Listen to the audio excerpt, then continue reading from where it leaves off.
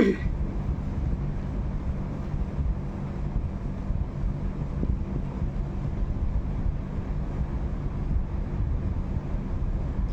Everyone, हम अभी आप लाइव है आप लोगों के बीच। कैसे हैं आप लोग?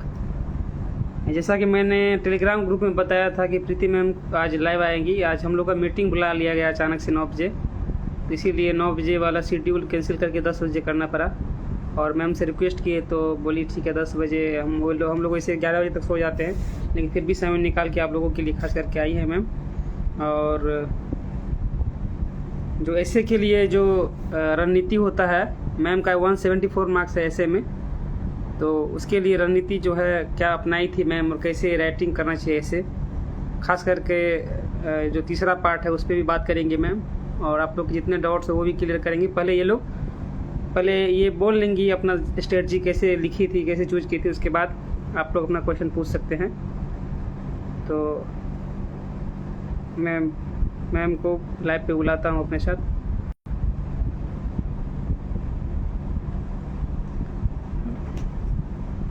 मैम का सिलेक्शन पहले बता दिया हूँ मैं। मैम का सिलेक्शन 67वीं बीपीएससी में सब डिविजनल बीसी वेलफेयर के पद पर हुआ था और 68वीं में इन्हें जिला अग्निशमन पदाधिकारी का पद मिला है।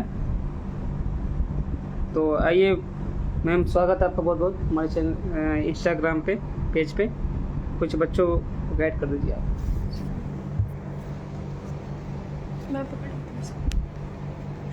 हेलो एवरीवन, आप लोग सुन सकते हैं मुझे।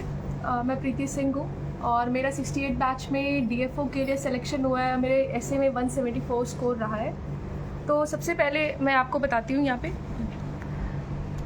देखिए, ऐसे में आपका है कि हाउ टू चूज़। पहले तो आपको भी पता है कि यहाँ पे 3 सेक्शंस हैं, section A, section B and section C, जिसमें आपको हर सेक्शन में 4 ऑप्शंस दिए जाते हैं। अब उसमें से आपको एक ऐसे चूज़ करना होता है। सेक्शन सी जो है, आपको पता होगा कि यहाँ पे जो आपका सेक्शन सी है वो आपके बिहार रिलेटेड कोई प्रोवर्ब्स दिए जाते हैं, या फिर आप बोल सकते हैं बिहार रिलेटेड कोई भी facts, tourism in Bihar, agriculture status in Bihar, the geography of Bihar, किसी से भी क्वेश्चन आपसे पूछ सकते हैं। तो बिहार ओरिएंटेड है। तो ऐसे में मैंने कैसे प्रिपरेशन किया था, कैसे शॉर्ट नोट्स बनाए थे जो एंड में काम आए थे, और मेरे जो ऐसे हैं जो एग्ज़ाम का है वो आपको प्रणव सर शेयर कर देंगे। तो अभी मैं यहाँ पे देखती हूँ ऐसे हाउ टू चूज़। इसमें हम आपको बताएंगे कि आप ऐसे को कैसे चूज़ करें। जैसे आपके पास 4 ऑप्शंस दिए हैं, उसमें आपको कोई भी, जैसे अगर आपको मैं आपको यहाँ पे क्वेश्चंस देख के बताती हूँ, आपको जितने 4 ऑप्शंस में से जिसमें आपको ज़्यादा अच्छे से डायमेंशंस पता है, ऐसा नहीं देखना है कि विमेन पे ऐसे आया है बहुत इजी है सब लिखेंगे, तो हम थोड़ा टेक्नोलॉजी वाला या फिर थोड़ा सा टफ टॉपिक जो करंट अफेयर्स में है वो चूज़ करते हैं। ऐसा नहीं करना है आपको वो वाला टॉपिक चूज़ करना है जिसमें आपको ज़्यादा डायमेंशंस पता हो। तो अभी हम इसमें ये देखते हैं, जैसे कि आप इसमें से अगर आपने एक ऐसे चूज़ कर लिया जिसमें आपको ज़्यादा नॉलेज है, उसके बाद आप उसमें ब्रेनस्टॉर्मिंग करेंगे। 5 मिनट का टाइम मिलता है, तो उसमें ब्रेनस्टॉर्मिंग करेंगे जिसमें आप जो भी पॉइंट्स याद आ रहे हैं वो आप लिखेंगे और उसके बाद ऐसे को लिखेंगे। अब इसमें देखेंगे how to make notes separately.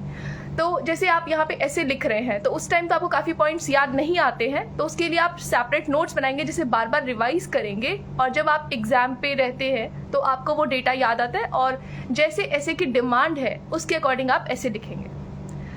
For example, आपके पास जैसे टॉपिक्स दिया है health, education, digital India, technology, agriculture, women, तो ये सब जो टॉपिक्स है आप इन पे सेपरेट नोट्स बनाएंगे। मैंने भी नोट्स बनाए थे, और अगर मुझे वो नोट्स मिलते हैं तो वो भी हम आपके साथ शेयर कर देंगे।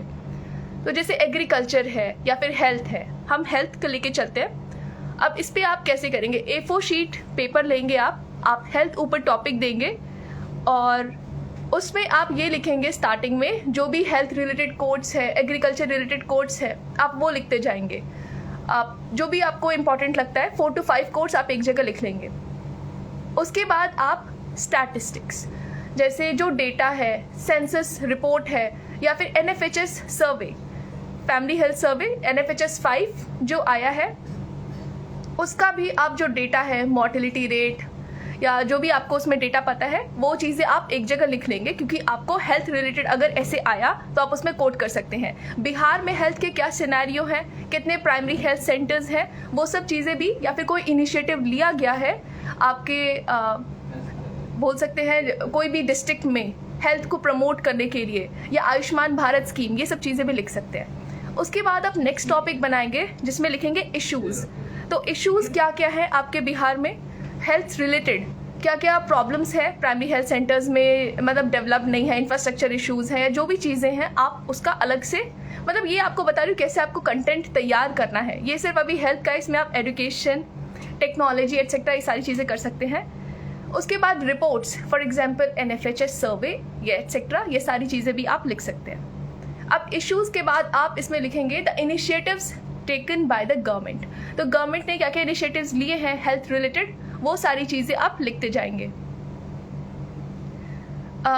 अब इसमें आप सिमिलरली एजुकेशन, टेक्नोलॉजी, एग्रीकल्चर, ये सारी चीज़ें आप सेपरेट नोट्स बना सकते हैं। और उसके बाद इसके जो भी फॉर्मेट होता है इस पे भी आपके लिए एक अलग से सेशन लिया जाएगा। आप इसका जो कंटेंट है या मटेरियल है कैसे प्रिपेयर करें। योजना मैगजीन आती है, कुरुक्षेत्र मैगजीन, योजना मैगजीन, आप देखेंगे कि जो कंप्लीट मैगजीन होती है एक टॉपिक के ऊपर होती है, जैसे space technology, science and technology, agriculture, women, federalism etcetera. तो ये सारे टॉपिक्स पे आपकी वो पूरी मैगजीन होती है। अगर आप इसका प्रीफेस देखें, जो भी इंट्रोडक्शन पार्ट होता है, वहाँ पे आपको दिखाया जाता है कि पूरे मैगजीन में क्या क्या है। तो उसका जो फर्स्ट पेज होता है प्रीफेस, उसमें से आप इंट्रोडक्शन ले सकते हैं और उसे आप उसे नोट डाउन कर सकते हैं, अपने ऐसे में यूज़ कर सकते हैं। फॉर एग्जाम्पल यहाँ पे जैसे मैं आपको शो तो नहीं कर सकती, लेकिन मैं आपको यहाँ पे बता देती हूँ और ये मैगजीन्स आपके साथ शेयर कर दी जाएंगी।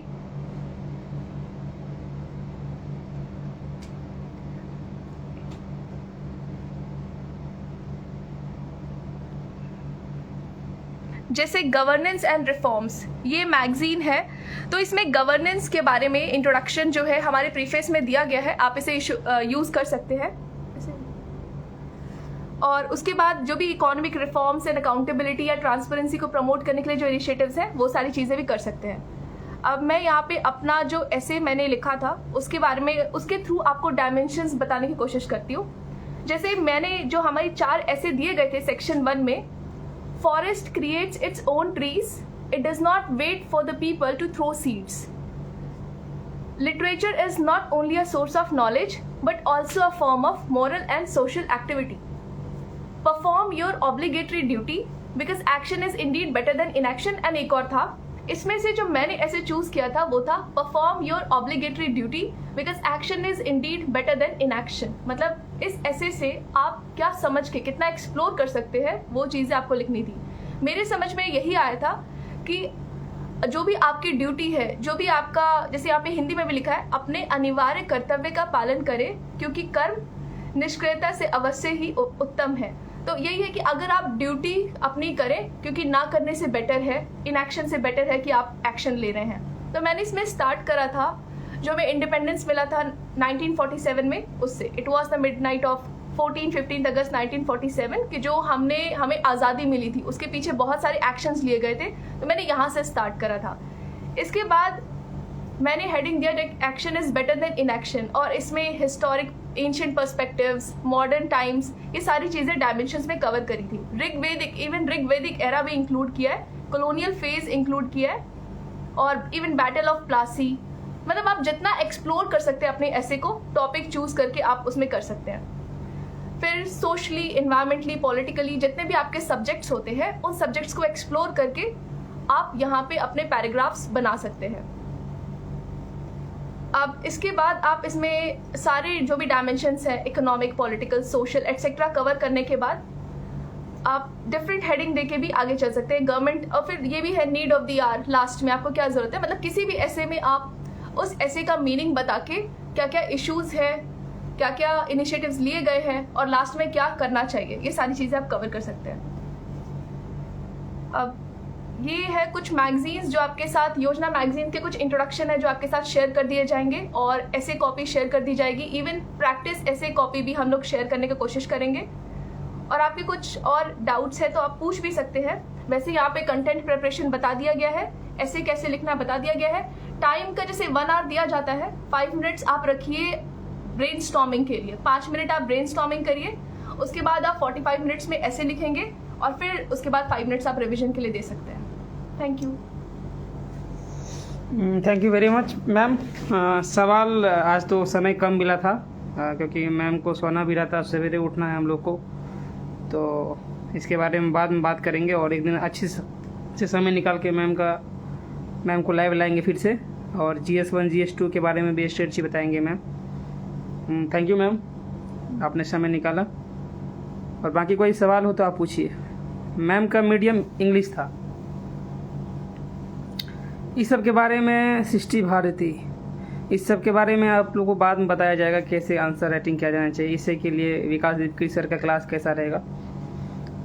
हाँ, तो वो सब तो सही है, मैंने पहले बताया हुआ है कि क्लास तब करिए जब आपका GS का नॉलेज अच्छा हो जाए, तभी फ़ायदा करेगा आपको। ठीक है, थैंक यू। और बाकी देखते हैं, अगर कोशिश करते हैं कल लाइव आ पाऊँ तो आऊँगा। इतना जल्दी मैं क्या पूछूं। आज समय कम है क्योंकि हम लोग का पता है, जैसे मैंने बताया था कि रात के 9 बजे मीटिंग बुला लिया गया था, सारे जितने भी ऑफिसर हैं उनका, तो इसलिए मेरा लाइव आना था 9 बजे, लेकिन लेट हो गया। मैम से रिक्वेस्ट की तो फिर 10 बजे का मुझे टाइम दी मैम, तो अगली बार ध्यान रखेंगे इस बात को और ज़्यादा से ज़्यादा समय आप लोगों के लिए रखा जाए। मैम चक्रवात की तरह आई, हाँ चक्रवात की तरह आई, सुनामी की तरह चली गई। कोई बात नहीं, उतना कम समय भी दे पाई वही बहुत बड़ा बात है। बहुत हेक्टिक शेड्यूल रहता है यहाँ का। ट्रेनिंग में जब आइएगा सिलेक्शन होकर आप लोग, तब पता चलेगा चक्रवात क्या होता है, सुनामी क्या होता है। चलिए ठीक है, गुड नाइट सभी को, थैंक यू।